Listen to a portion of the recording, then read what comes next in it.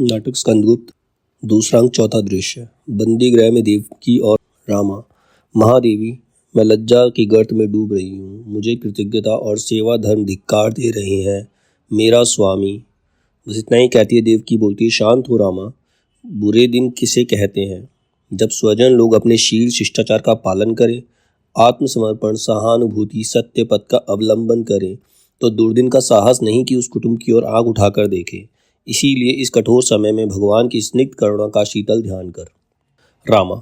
महादेवी, परंतु आपकी क्या दशा होगी? देवकी, मेरी दशा, मेरी लाज का बोझ उसी पर है जिसने वचन दिया है, जिस विशद भंजन की असीम दया अपना स्निग्ध अंचल सब दुखियों के आंसू पहुंचने के लिए सदैव हाथ में लिए रहती है।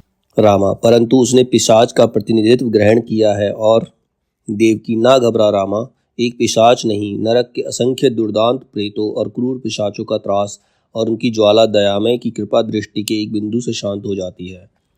और नेपथ्य से संगीत की आवाज आती है। भटार्क सरनाग के साथ अनंत देवी का प्रवेश होता है। अनंत देवी, परंतु व्यंग की विश्व ज्वाला रक्त धारा से भी नहीं बुझती। देवकी, तुम मरने के लिए प्रस्तुत हो जाओ। देवकी, क्या तुम मेरी हत्या करोगी?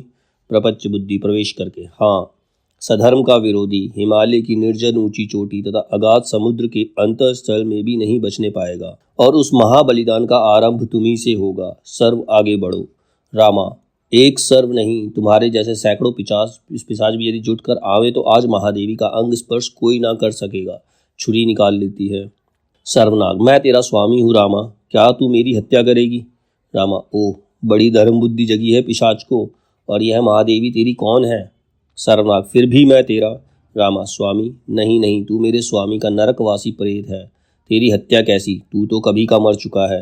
देवकी, शांत हो रामा। देवकी अपने रक्त के बदले और किसी का रक्त नहीं गिराना चाहती। चल रे रक्त के प्यासे कुत्ते, चल अपना काम कर। सर्व आगे बढ़ता है। अनंत देवी, क्यों देवकी? राज सिंहासन लेने की स्पर्धा क्या हुई? देवकी, परमात्मा की कृपा है कि मैं स्वामी के रक्त से कलुषित सिंहासन पर ना बैठ सकी। भटार्क, भगवान का स्मरण कर लो। देवकी, मेरे अंतर की करुण कामना एक थी कि स्कंद को देख लूं, परंतु तुम लोगों से, हत्यारों से मैं उनके लिए भी प्रार्थना नहीं करूंगी। प्रार्थना उसी विशंभर के श्री चरणों में है जो अपनी अनंत दया का अमेक कवच पहनाकर मेरे स्कंद को सदैव सुरक्षित रखेगा। सर्वनाग, अच्छा तो। खड़ग उठाता है। रामा सामने आकर खड़ी हो जाती है। हट जा अभागिनी। रामा, मूर्ख अभागा कौन है जो संसार में सबसे पवित्र धर्म कृतज्ञता को भूल जाता है और भूल जाता है कि सबके ऊपर एक अटल अदृष्ट का नियामक सर्वशक्तिमान है, वह या मैं? सर्वनाग, कहता है कि अपनी लोथ मुझे पैरों से ना ठुकराने दे। रामा, टुकड़े का लोभी, तू सती का अपमान करे, तेरी यह स्पर्धा? तू कीड़ों से भी तुच्छ है। पहले मैं मरूंगी तब महादेवी। अनंत देवी क्रोध से, तो पहले इसी का अंत करो सब, शीघ्रता करो। सर्वनाग, अच्छा तो वही होगा। प्रहार करने को उद्यत होता है। सहसा किवाड़ तोड़कर स्कंद भीतर घुसाता है। पीछे मुदगल और धातुसेन आते ही सर्वनाग की गर्दन दबाकर तलवार छीन लेता है। स्कंदगुप्त भटार्क से, क्यों रे नीच पशु, तेरी क्या इच्छा है? भटार्क, राजकुमार, वीर के प्रति उचित व्यवहार होना चाहिए। स्कंदगुप्त, तू वीर है?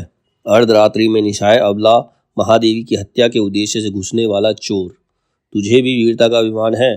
तो द्वंद्व युद्ध के लिए आमंत्रित करता हूँ, बचा अपने को। भटार्क दो एक हाथ चलाकर घायल होकर गिरता है। स्कंदगुप्त, मेरी सौतेली माँ, तुम? अनंत देवी, स्कंद, फिर भी मैं तुम्हारे पिता की पत्नी हूँ, और घुटनों के बल बैठकर हाथ जोड़ती है।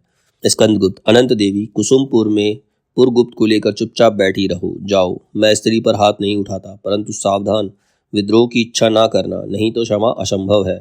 और देवकी के चरणों में झुकता है और कहता है, मेरी माँ। देवकी आलिंगन करते, आओ मेरे वत्स। यहीं पर दृश्य समाप्त होता है। अगला दृश्य पांचवा दृश्य अवंती दुर्ग का एक भाग। बंधु वर्मा, भीम वर्मा और जयमाला का प्रवेश। बंधु वर्मा, वत्स भीम, बोलो तुम्हारी क्या सम्मति है? भीम वर्मा, आपकी इच्छा, मैं तो आपका अनुचर हूँ। जयमाला, परंतु इसकी आवश्यकता ही क्या है? उनका इतना बड़ा साम्राज्य है, तब भी क्या मालव के बिना काम नहीं चलेगा? बंधु वर्मा, देवी, केवल स्वार्थ देखने का अवसर नहीं है। यह ठीक है कि शकों के पतन काल में पुष्कर धाणीपति स्वर्गीय महाराज सिंह वर्मा ने एक स्वतंत्र राज्य स्थापित किया और उनके वंशधर ही उस राज्य के स्वत्वाधिकारी हैं, परंतु उस राज्य का ध्वंस हो चुका था। म्लेच्छों के सम्मिलित वाहिनी उसे धूल में मिला चुकी थी। उस समय तुम लोगों के केवल आत्महत्या का ही अवलंबन निशेष था। तब इन्हीं स्कंदगुप्त ने रक्षा की थी। अब राज्य अब न्याय से उन्हीं का है। भीम वर्मा परंतु क्या वे मांगते हैं? बंधु वर्मा नहीं भीम, युवराज स्कंद ऐसे शुद्र हृदय के नहीं। उन्होंने पुरगुप्त को इस जघन्य अपराध पर भी मगध का शासक बना दिया है। वह तो सिंहासन भी नहीं लेना चाहते।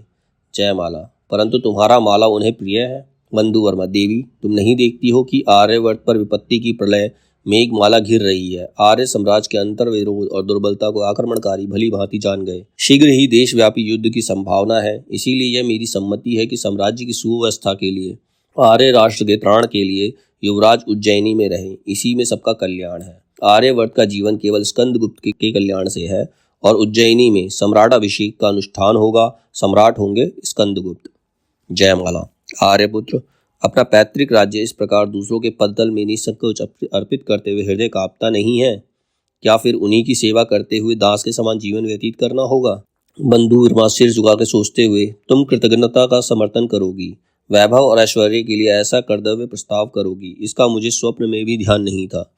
जयमाला यदि होता बंधु वर्मा, तब मैं इस कुटुंब में कमनीय कल्पना से दूर से ही नमस्कार करता और आजीवन अविवाहित रहता। क्षत्रिय जो केवल खड़ग का अवलंबन रखने वाले सैनिक हैं, उन्हें विलास की सामग्रियों का लोभ नहीं रहता। सिंहासन पर मुलायम गद्दों पर लेटने के लिए, अकर्मण्यता और शरीर पोषण के लिए क्षत्रियों ने लोहे को अपना आभूषण बनाया है। भीम वर्मा भैया तब? बंधु वर्मा भीम, क्षत्रियों का कर्तव्य है आर्त प्राण परायण होना, विपद का हंसते हुए आलिंगन करना, विभीषिकाओं की मुस्कुराकर अवहेलना करना और विपन्नों के लिए, अपने धर्म के लिए, देश के लिए प्राण देना। वहीं पर देवसेना का अचानक प्रवेश होता है। देवसेना भाभी सर्वात्मा के स्वर में आत्मसमर्पण के प्रत्येक ताल में अपने विशिष्ट व्यक्तिवाद का विस्मृत हो जाना एक मनोहर संगीत है।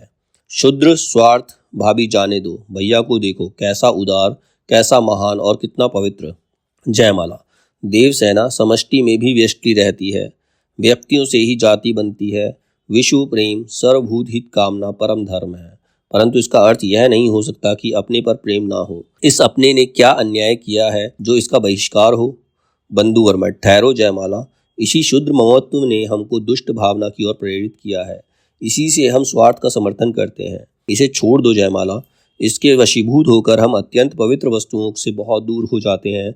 बलिदान करने के योग्य वह नहीं जिसने अपना आपा नहीं खोया। भीम वर्मा भाभी अब तर्क ना करो। समस्त देश के कल्याण के लिए, एक कुटुंब की भी नहीं, उनके शुद्र स्वार्थों की भली होने दो भाभी।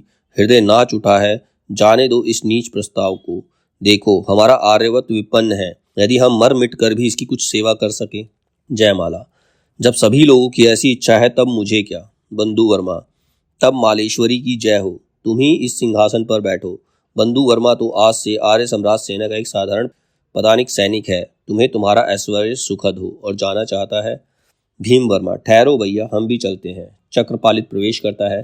धन्य वीर, तुमने क्षत्रिय का सिर ऊंचा किया। बंधु वर्मा आज तुम महान हो, हम तुम्हारा अभिनंदन करते हैं। रण में, वन में, विपत्ति में, आनंद में हम सब महाभागी होंगे।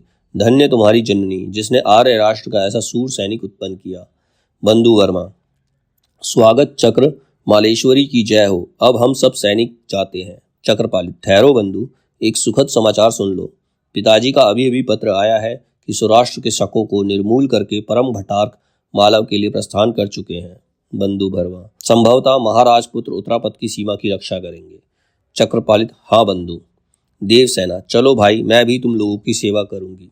जयमाला घुटने टेक कर मालेश्वर की जय हो। प्रजा ने अपराध किया है, दंड दीजिए पतिदेव, आपकी दासी क्षमा मांगती है। मेरी आंखें खुल गई। आज हमने जो राज्य पाया है वह विश्व साम्राज्य से भी ऊंचा है, महान है मेरे स्वामी, और ऐसे महान धन्य हूँ मैं। बंधु वर्मा के सिर पर हाथ रखता है और दृश्य समाप्त होता है।